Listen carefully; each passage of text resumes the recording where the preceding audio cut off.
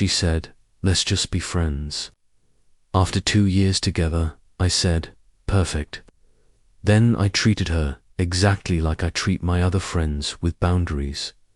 She discovered what just friends really meant when I started dating her best friend. Original post. I27M. Got the let's just be friends speech from my girlfriend Terra 26F 3 weeks ago. We'd been together for 2 years, lived together for 1. I thought we were solid. We were talking about future plans, her sister's wedding next summer, where I was supposed to be her +1, the whole thing. Then, on a random Thursday evening, she sits me down. We need to talk. Me, already knowing where this was heading. Okay, I love you, but I'm not in love with you anymore. I think we should transition to being friends. Transition.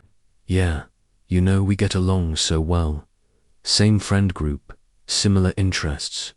We'd make amazing friends, but not amazing partners. She looked uncomfortable. It's not like that. I just need to find myself, explore who I am outside of us. But I don't want to lose you completely. Me, so you want to break up, but keep me around. When you say it like that, it sounds bad. I just think we're better as friends. We can still hang out, still be part of each other's lives. Here's what killed me. She said all this while already having packed a bag. Her friend Marissa was picking her up in an hour. She'd planned this whole thing out, down to having somewhere to stay. You've already got an exit strategy. I knew you'd be upset. Marissa said I could crash with her while we figure out the living situation. The living situation. Well, yeah. We'll need to sort out the apartment, but there's no rush. We're adults. We're friends. We can make this work. I sat there a minute, processing. 2 years, living together, talking about kids someday. Now she wants to be buddies. Okay, surprised. Okay, yeah, let's be friends. You're right. We should be able to make this work as adults. She actually smiled, relieved, like I'd just agreed to her perfect plan, where she gets to dump me, but keep all the benefits of having me in her life. Oh, thank God. I was so worried you'd hate me or make this difficult. See, this is why. We're perfect as friends. She left that night. Marissa picked her up, gave me this pitying look like I was some kicked puppy. I just waved. The next morning, I did exactly what Tara asked. I treated her like a friend, and that's when I learned she had a very different definition of friendship than I did. First text came at 7 o'clock. A.M. Terra. Hey, hope you slept okay. Could you drop off my work laptop? I forgot it in the rush. Me, sure. I'll leave it at the front desk of your office Monday.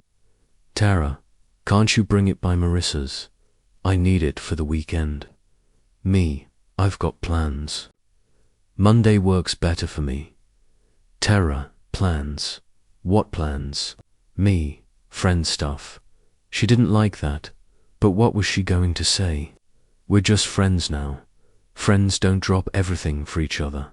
Saturday, she texted again. Hey, Marissa and I are going to that new brunch place.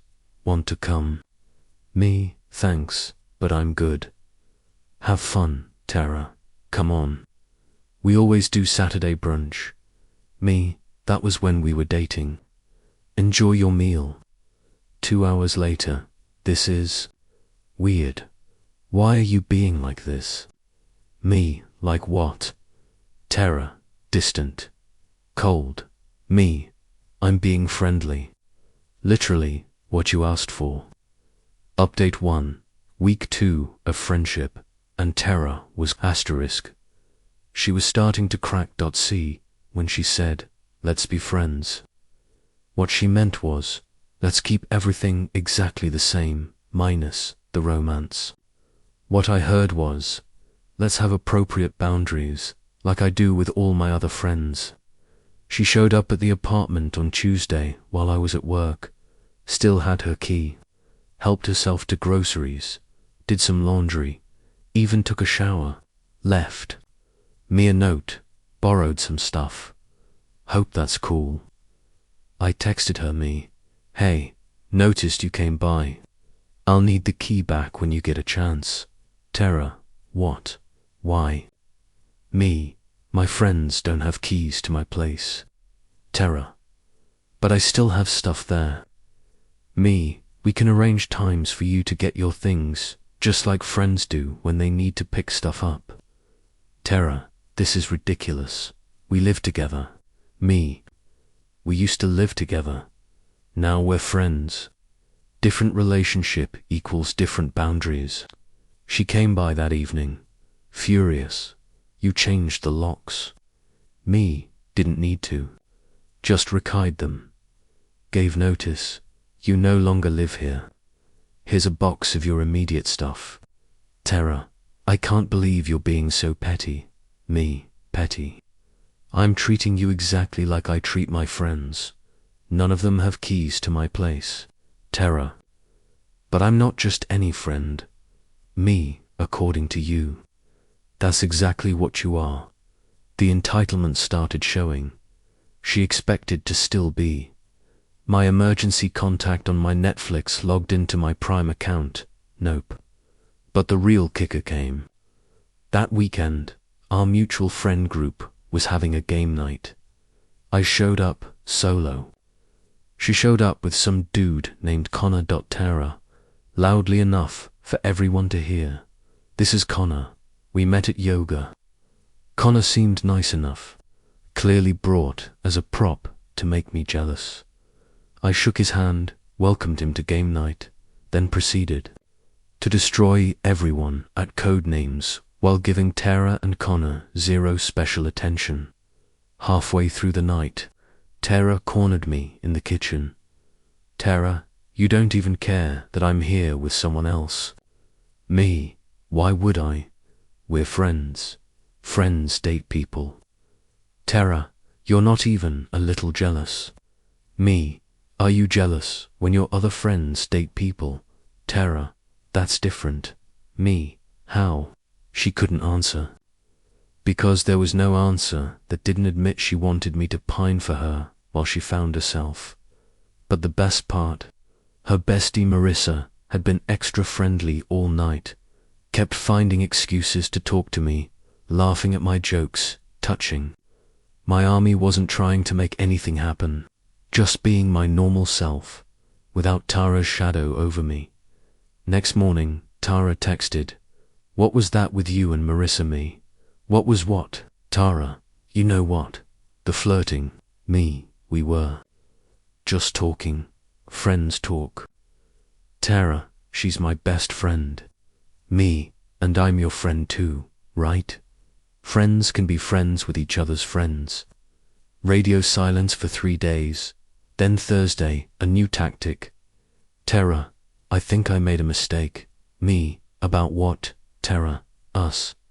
Maybe we should talk. Me, sure. What's up? Tara, in person. Over dinner, our place. Me, you mean the Italian spot? I actually have plans, but we could grab coffee Saturday afternoon if you want to chat.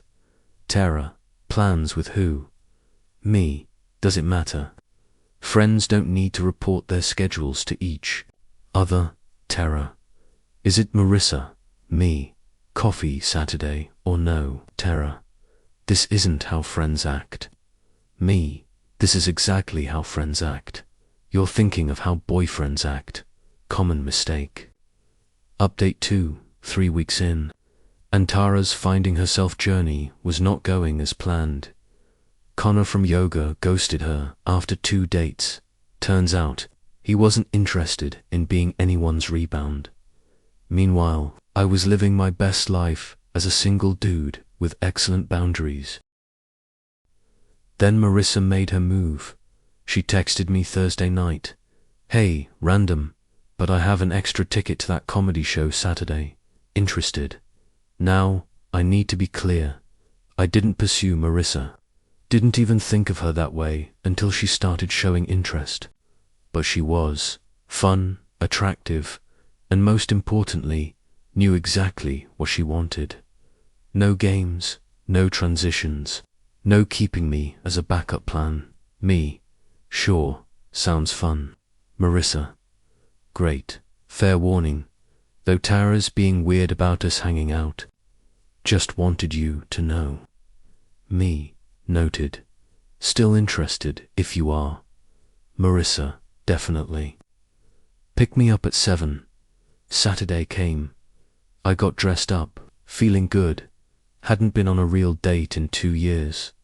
As I'm heading out, my phone explodes. Tara, are you serious right now? Me, about what? Tara, Marissa told me you're taking her out. Me, she invited me to a comedy show. Tara, you can't date my best friend. Me, why not? We're both single. Tara, because it's girl code. She can't date my ex. Me, I thought I was your friend, not your ex. Tara, you know what I mean. Me, I really don't. Friends don't have dibs on who their friends can date. She called 17 times. I put my phone on silent. The date with Marissa. Fantastic. She was actually hilarious, something I'd never noticed when she was just Tara's friend. We talked about everything except Tara. Well, until the end, Marissa. I should probably tell you, Tara's losing it. She called me crying, saying I betrayed her.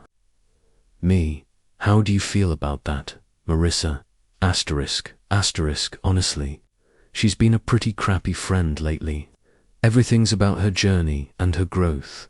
She literally told me last week that keeping you as a friend was her safety net in case she didn't find someone better. Me. She said that, word for word. Marissa, yep. That's actually what made me realize you deserved better, and that maybe I wanted to shoot my shot. We kissed goodnight, nothing more, just a sweet first date kiss. I posted nothing online, told no one, but somehow, Tara knew. Sunday morning. 6 a.m, she's pounding on my door. Tara through the door. Open up, I know you're in there. Me, it's 6 a.m, Tara.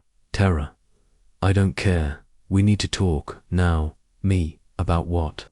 Tara, you kissed her. My best friend. I opened the door. She looked rough, hair unwashed, eyes red, wearing the same clothes from Friday. Tara, you're doing this to hurt me. Me, I'm living my life. You're the one who decided we shouldn't be together. Tara, I said, friends? Not that you could date my friends. Me, you said you needed to find yourself. I'm letting you while I move on. With Marissa, she's single, I'm single. We like each other. That's how dating works. She tried to push past me into the apartment. Me, you don't live here anymore. Tara, I have things inside. Me, then schedule a time to get them, like we discussed.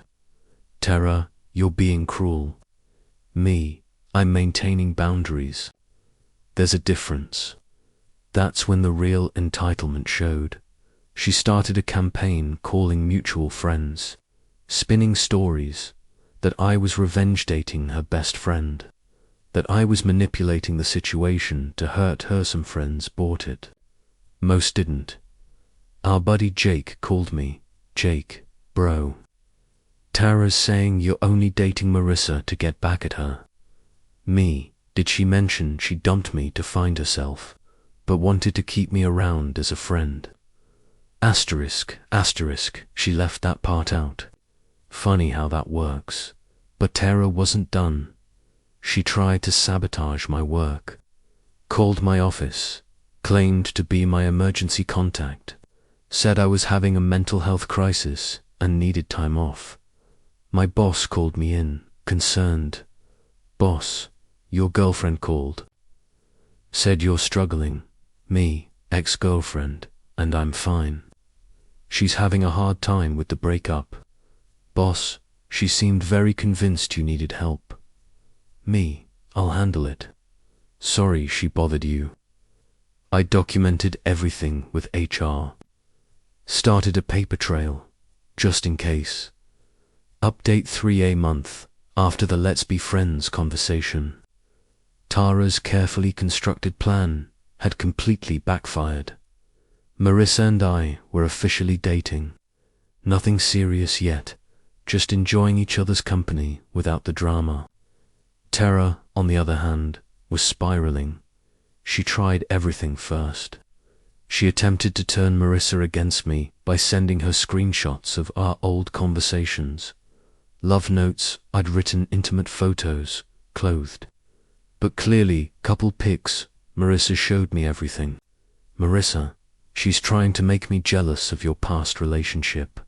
Me, is it working? Marissa, no. It's actually showing me how patient you were with her BS. Then Tara tried the nuclear option. She claimed she was pregnant. Got a text at 2 a.m. We need to talk. I'm late. Me late for what? Tara, you know what I mean. I'm pregnant. Me, congratulations. Who's the father? Tara, are you serious? Me, you, me again. Interesting. Considering we haven't had sex in 2 months. Tara, it can take time to show up. Me, and you've been with how many guys since then? Connor from yoga. The guy from the bar Marissa mentioned. Tara, I can't believe you're accusing me of lying. Me, I'm not accusing, I'm doing math. If you're pregnant and think it might be mine, let's handle this properly. Doctor's appointment, paternity test, when possible. Radio silence. Next day, she texts, false alarm. Got my period. Me, convenient. But the real meltdown came when she realized I'd been serious about dividing our shared life properly. See, when she left, she assumed I'd keep paying for everything while she found herself. That included the apartment, the utilities, the shared phone plan we'd gotten for a discount. Got a call from her mum. Her mum, what's this about you cancelling Tara's phone? Me, I removed her from my plan. She needs to get her own. Her mum, but she can't afford that right now. Me, then she should have thought about that before ending our relationship. Her mum, you're being petty. Me, after 2 years, I'm being practical. Friends don't pay each other's phone bills. Her mum, she made a mistake. She realizes that now. Me, then, she learned a valuable lesson. The peak entitlement came when Tara found out Marissa and I were planning a weekend trip to the same beach town Tara and I had gone to for our anniversary last year. Tara sent a novel-length text about how I was, rewriting our memories, disrespecting what we had. How dare I take her best friend to our special place? Me, it's a public beach, you don't own it. Tara, you know what you're doing. Me, yeah. Taking my girlfriend on a nice weekend trip. Tara, she's not your girlfriend. She's my friend. Me, was. Past tense. She dropped you after you tried to guilt trip her for being happy. That's when Tara made her biggest mistake. She showed up at Marissa's work, caused a scene. Security had to escort her out. Marissa's boss, not amused. Asterisk, Marissa called me shaken. She's lost it, completely lost it. She screamed at me that you stole her life, want to file a restraining order. I might have to. This is insane. Final update. The restraining order was the wake-up call Tara finally needed. Well, that, and getting fired from her job for missing too many days during her various public meltdowns. Turns out, finding yourself is a lot harder when you're also stalking your ex and his new girlfriend. Last I heard, via mutual friends, she moved back in with her parents. She's in court-mandated therapy after the work incident. She's blocked on everything. By both Marissa and me. Connor from yoga is now dating someone else, and he posts about it constantly. Tara works part-time at a bookstore now, but the entitlement, it never fully broke. She sent one last email before I blocked that, to, I hope you're happy. You got everything you wanted. You turned my best friend against me, made me look crazy, ruined my life, all because you couldn't handle being just friends. I tried to let you down easy, to keep you in my life, because I cared about you. But you had to be vindictive. You had to win. Well, congratulations, you won. You and Marissa deserve each other. I didn't respond. What was the point? In her mind, she's still the victim of some elaborate revenge plot, instead of someone facing the consequences of her own choices.